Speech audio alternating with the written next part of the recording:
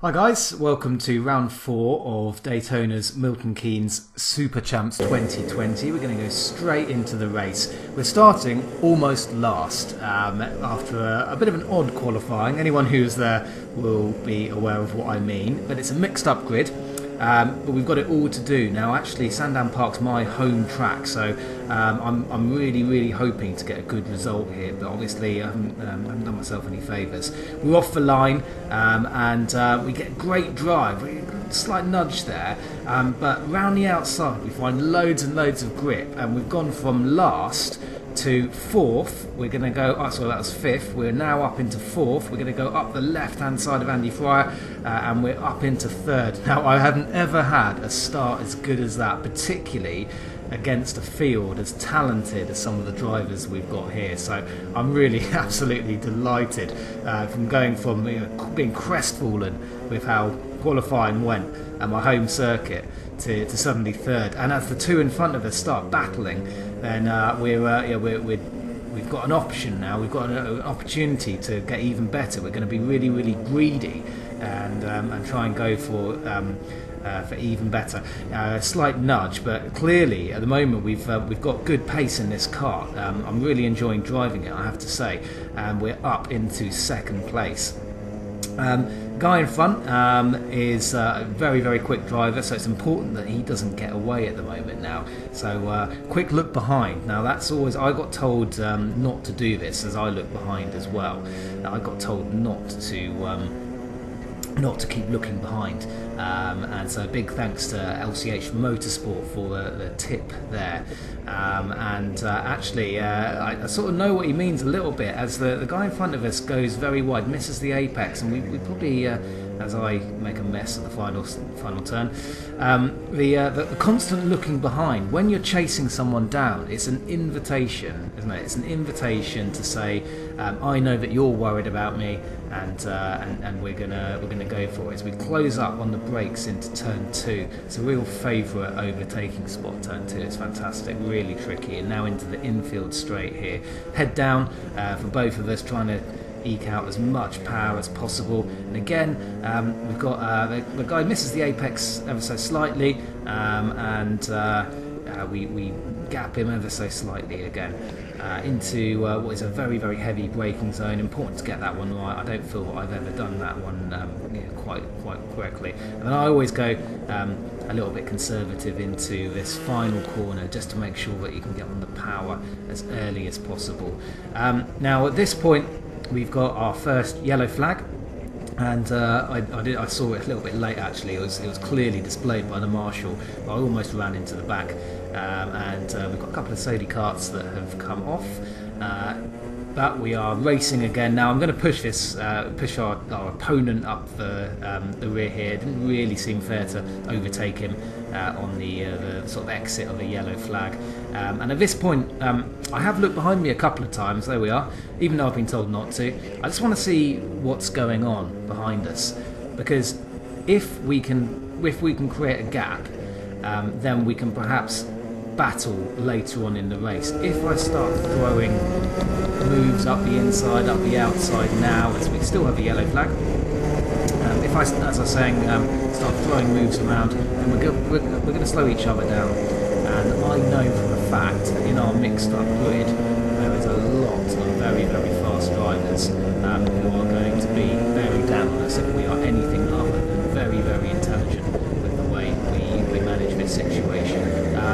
That being said, if the invitation is there, as I've moved off slightly into the grass, if the invitation is there, I'll take it.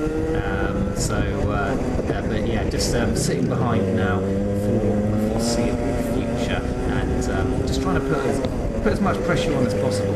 I think that if I can sit behind, and he's continually looking over his shoulder, and he's working really hard, maybe I can push him into a mistake, but it's really clear and obvious that this guy is a very quick and talented driver. So for the time being, I can't guarantee on that at all. It's just a case of working together and trying to make sure that we can gap the rest of the field as much as possible. I don't know what went on behind me in turn 1. one at the start of the race, and because it was a mixed up grid, there was loads and loads of action. But when I looked behind, it did look like we had managed to make a small gap on the rest of the field here, so it's going to try and maintain that. We're starting to lap some of the Sodis now.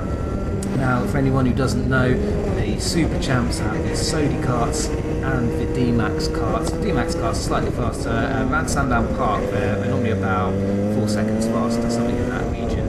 About 5 seconds at Milton Keynes difference.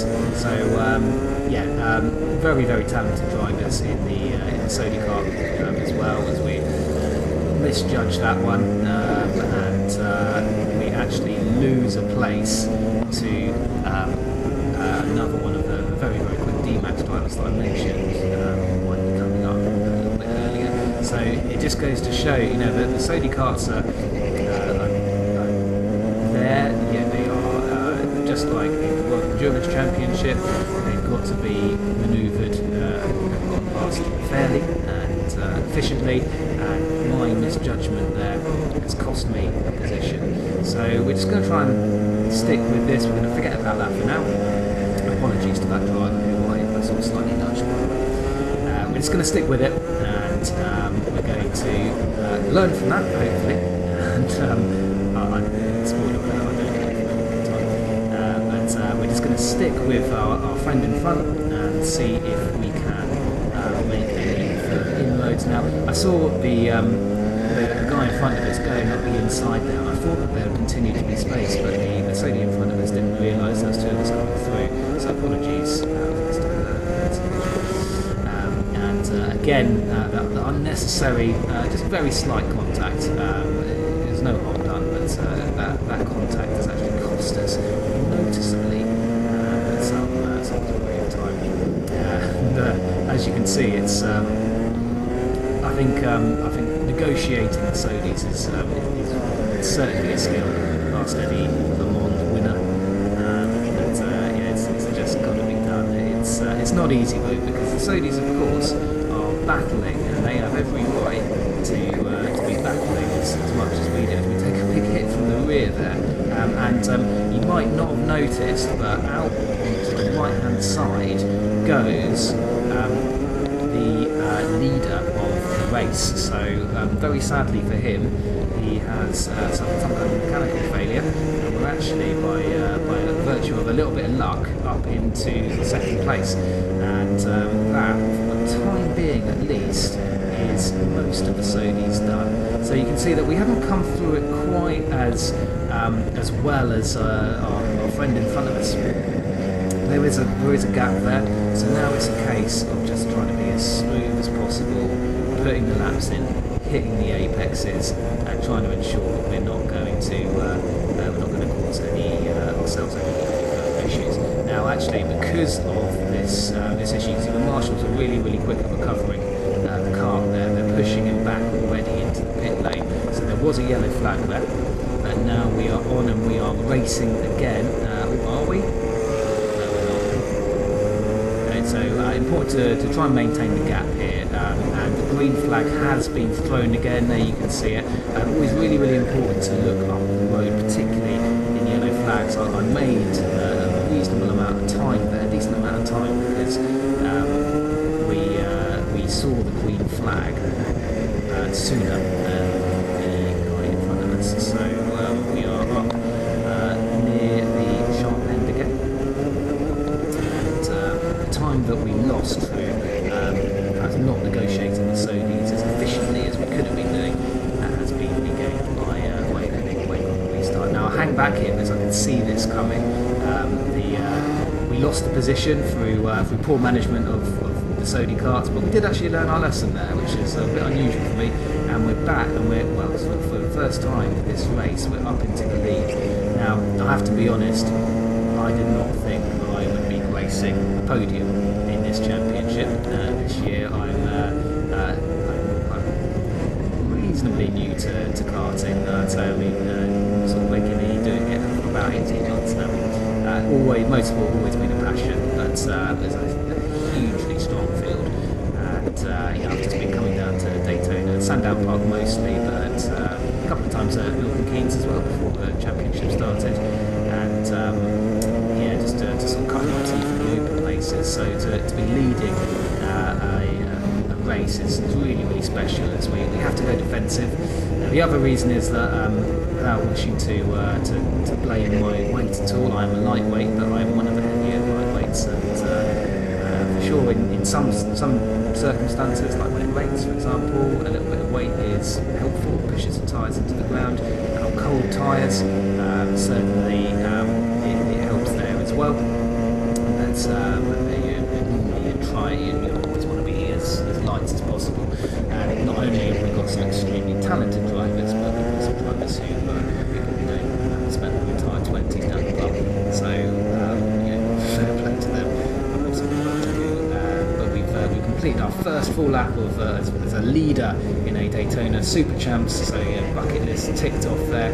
Just trying to keep it really, really smooth. Now, as with any form of motorsport, it's not entirely easy to overtake unless you have a reasonable degree of speed. We call it a delta in Formula 1, the delta difference in speed. I'm watching the Italian Grand Prix today, and you need about 1.3 seconds per lap. You need to be faster, 1.3 seconds per lap faster than the car in front of you in order to make a straightforward overtake. And these carts are all very, very similar. They're all sort of identical spec, but they have a handmade idiosyncrasies as we are approaching another couple of Sodi carts there. So yeah, this time much calmer and easier to see once you sort of start to predict how the Sodi carts are going to be, where they're going to go. It's much easier. If we go defensive again, we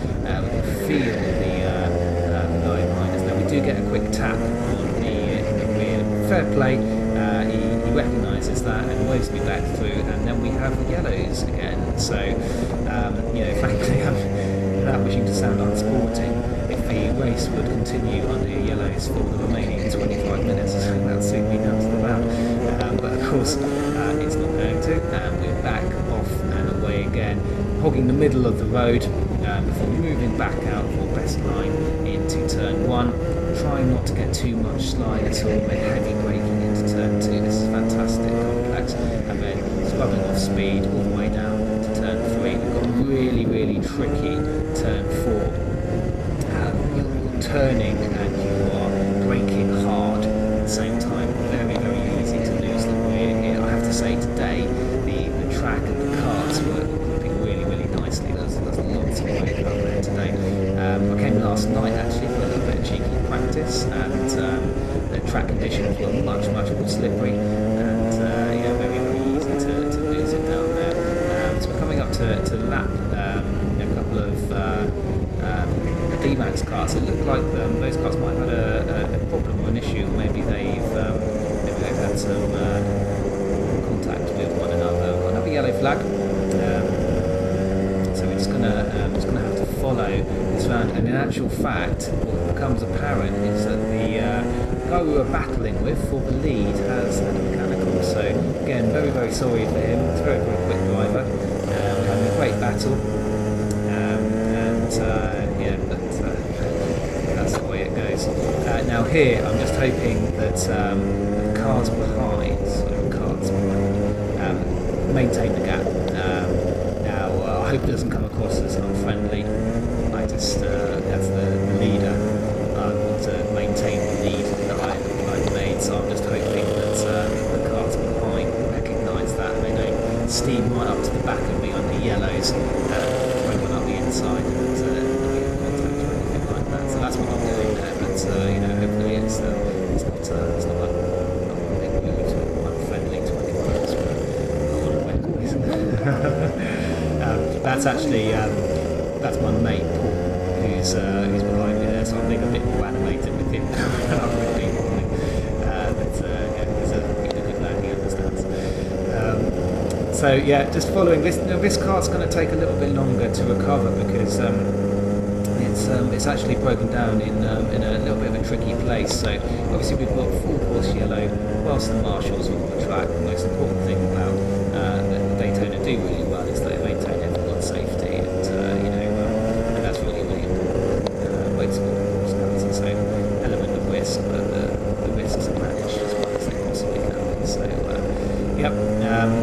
say, as the clock ticks down, that's more time I'm spending in the lead, more time I'm living the dream. Of course, what's going through my head now is we've got an issue with brake temperature and tyre temperature. Now, the last thing you want to do, it's so easy to do this, is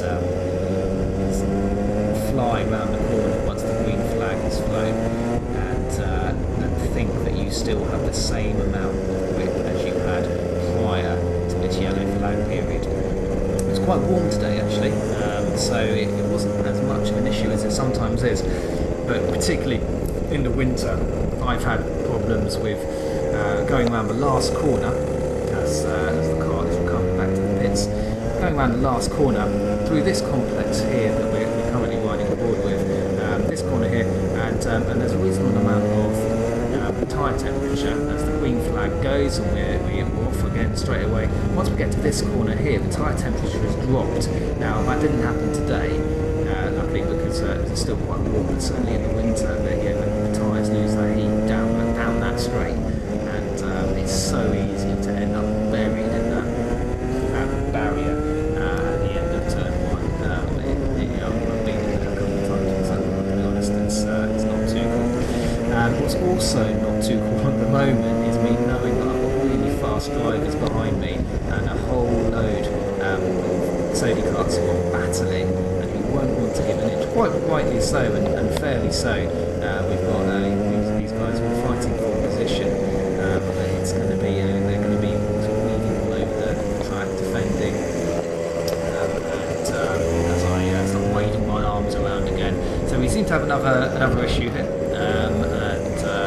of course, these things happen. We are driving the most high performance drive karts in the country. They're very similar, I believe, to the Club 100 karts, but these D-Max karts are 125 Rotax engines, and they're going round and round and round. So Daytona have done a really great job to keep them going as well as they have done. It's not easy to keep two-stroke, very powerful, highly tuned karts going in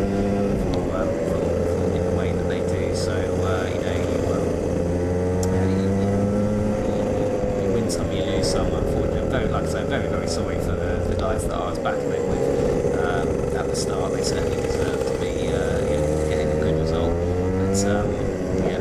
But when you race the fast D-Max karts, then unfortunately you might have to recognise it. Just like in any form of motorsport, the occasional mechanical failure is inevitable. Again, this car, I'm just pulling out to see what's going on, and I'm quickly told to fall back into line. This car, down the main straight, fastest part of the track. So, and again, pretty tricky to cover that one. There's not really an obvious place to put that kart, and Marshall's doing a good job. We've got it underway again now. Just apologising there a little bit. I had to way through a little bit, and you can see that the Sodi cars, when you lap them, they lose as much time as you do. And actually, I get out onto the less grippy part of the track, and I'm frustrated now because I've just lost the lead. We've got Philip Mann in front of us, who has capitalised on my mistake, and he's actually going to go up the inside. So we're going to try the same thing. We're going to hold back on the entrance to that final corner, and then see if we can get a better exit. And in actual fact, it works. It works out really nicely for us. I'm really pleased, very relieved that we're back into the lead. We're not quite close enough to go for the pass there, so I have to apologise for that one. A little bit of indecision, one of those horrible moments where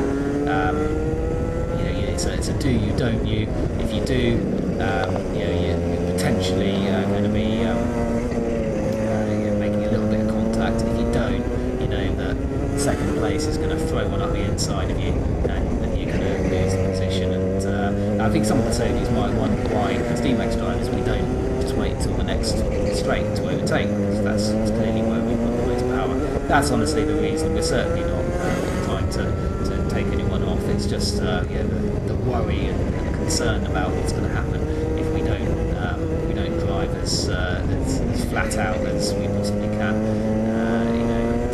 Apologies to that driver. That was a little So we are past the group who were battling, and now it's just a case of trying to put as much distance now between myself and Philip Randall, who's in second place. By the way, I've mentioned a couple of names of drivers. If anyone would prefer I didn't do that, please do let me know. I don't want to have anyone unhappy or offended by anything I'm doing, so let me know. But some very, very good drivers that we need to defend from now. At the same time, let's try to build a gap. As you can see, we've got carts up ahead of us again.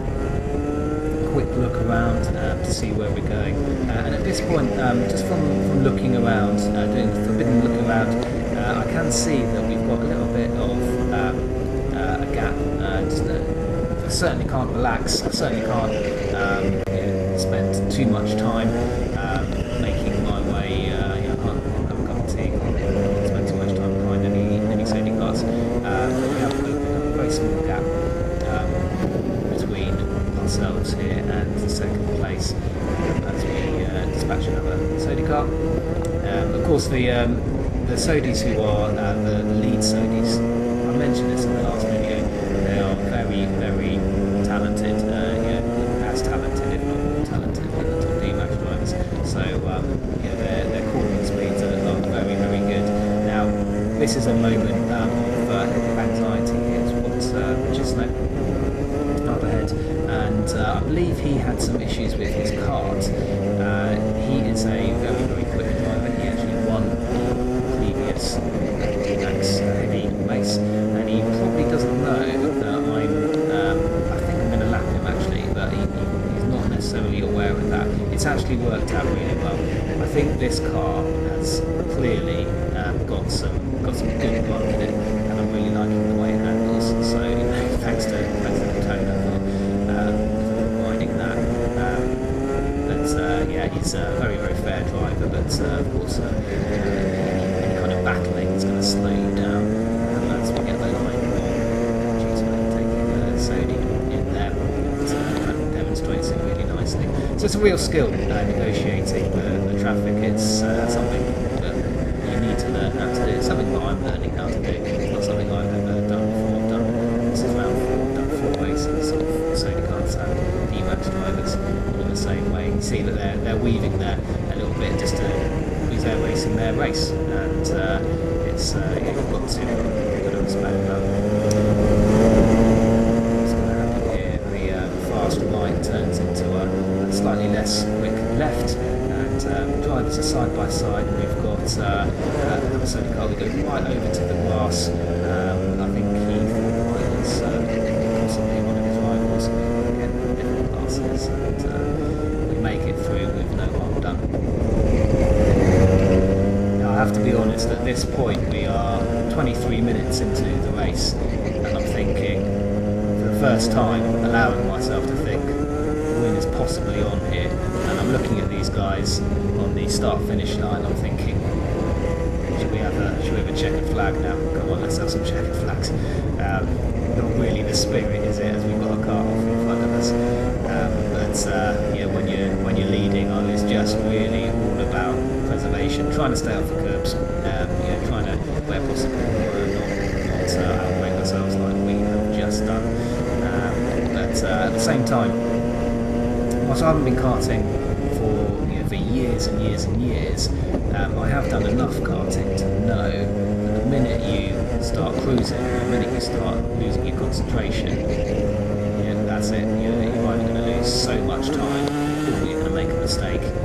You need to stay in your rhythm, and this is a decision that I'm going to make now.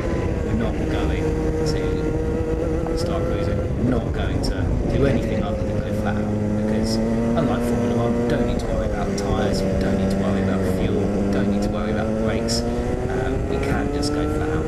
The only thing that we're not going to do is go on the curbs. Daytona made very clear that we need to stay on the curbs, so we don't want to make curving, we don't want a penalty. And the other thing that I'm really worried about is misjudging something, misjudging perhaps a move on a Sony car or a D-Max driver, because advantage by contact works regarding whether you're overtaking someone in your race or whether you're lapping someone in someone else's race.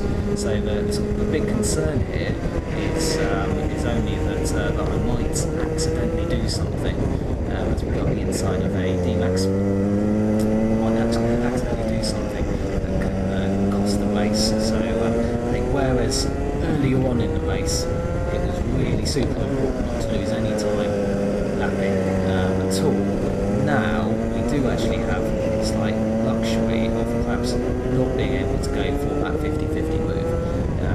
We are far enough in the race. I have had a couple of glances behind.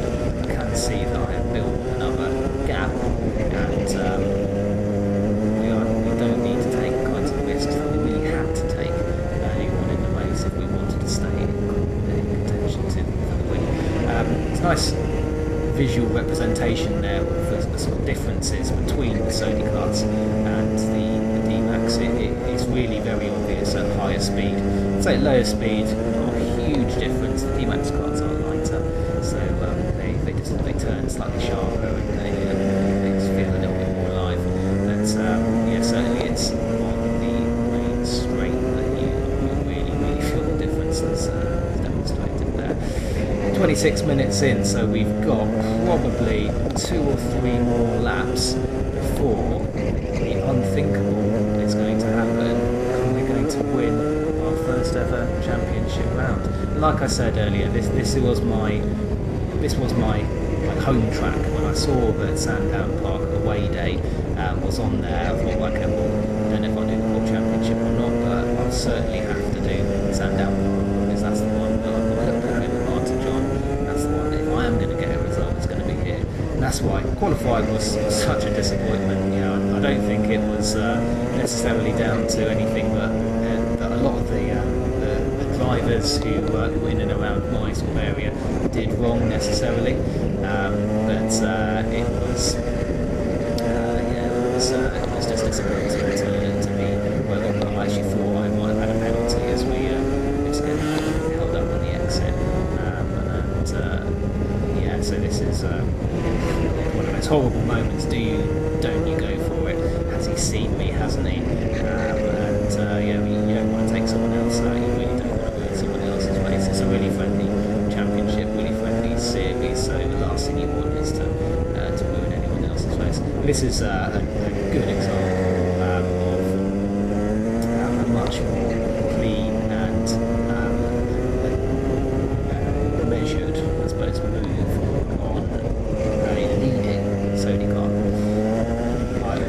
Previously, I had to lap the same guy a little bit earlier on that race, and I did it by being too late on the brakes, and not only did I help myself up, there wasn't any contact, but I helped him up as well as I compromised his line on the exit, which must have been frustrating.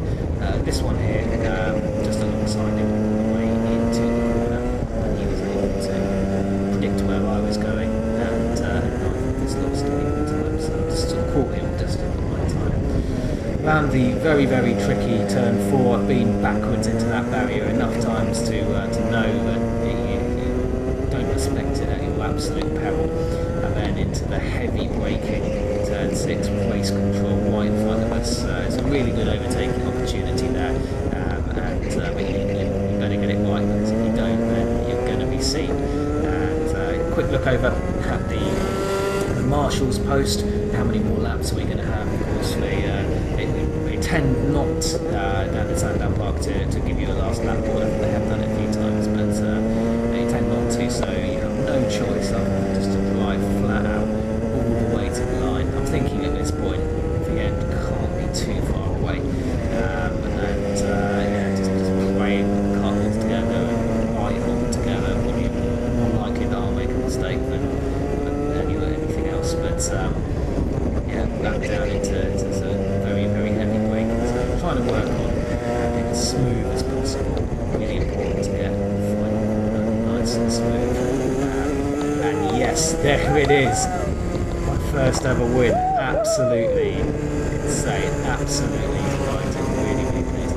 Making loads of stupid noises. We've got very, very talented Dante Dillon there, who He's if you haven't seen his channel, you should totally check it out. He's a very, very fast driver. I've been watching his videos, trying to get as many tips as possible. So yeah, I believe he's racing at the British University's Karting Championship at the moment. He's done some top 100 Keynes. So yeah, really, really delighted with this. I'm absolutely over the moon. I can't believe it, really. So yeah, I hope you enjoyed watching it. I hope my mumbling didn't ruin it too much for you, but just taking it in. I've got some family actually on the left. There he is. That's my dad. And yeah, really pleased that this is all on. So I'll let you enjoy the rest of the video. Thanks very much.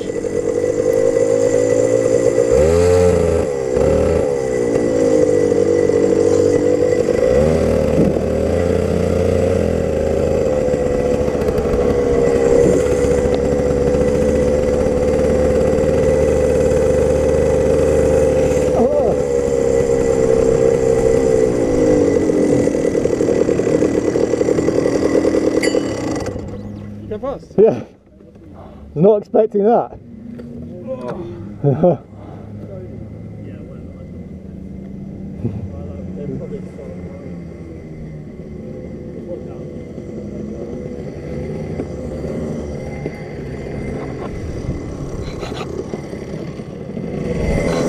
Well,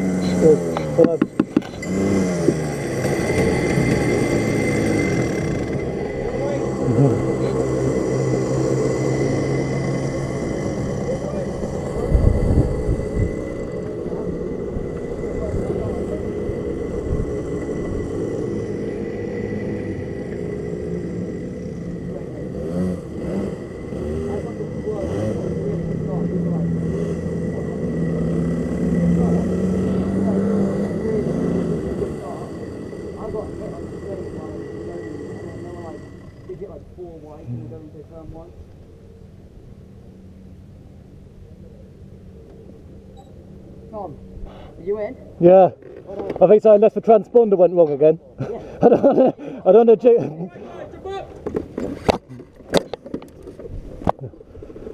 Well, not bad. Did you get a really good start? Yeah. Yeah. I ran the outside of it and my clutch just engaged really well. What, on turn one or? Yeah, well, I mean,